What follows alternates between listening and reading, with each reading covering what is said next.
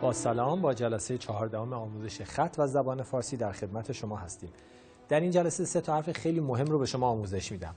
حرف ه که در واقع 2 شکل داره، این ه و این ه و این ه.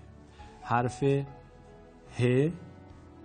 که اینها هر دو، همه اینها یک حرف هست و حرف ق. حالا باش کلمه می نویسیم.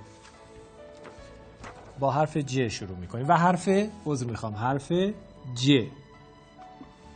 حالا شروع می کنم با حرف ج، مثل کجا، کجا، اینجا، آنجا،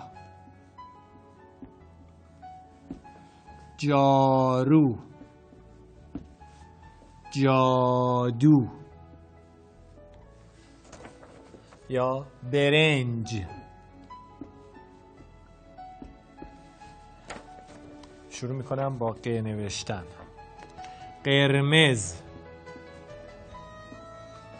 قوری، قله،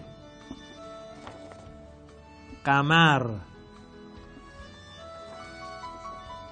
با ج دوباره، جوجه و ه. کباب، این کلمه مرکب است، جوجه کباب. جنگل، گ از درس قبلی، جنگل. جسم، جام. این در واقع برای قشنگی هست، میتونم اینجوری هم بنویسم، فرقی نمیکنه. جا به معنای مکان یا پلیس. کوتاه، ه. هستی، همیشه. اینجا دیگه رفتیم روی حرفای ه. مهمان، به دست من دقت کنید، من سعی میکنم آهسته تر بنویسم. هند، هلند. 8 کوتاه، ه ه ه.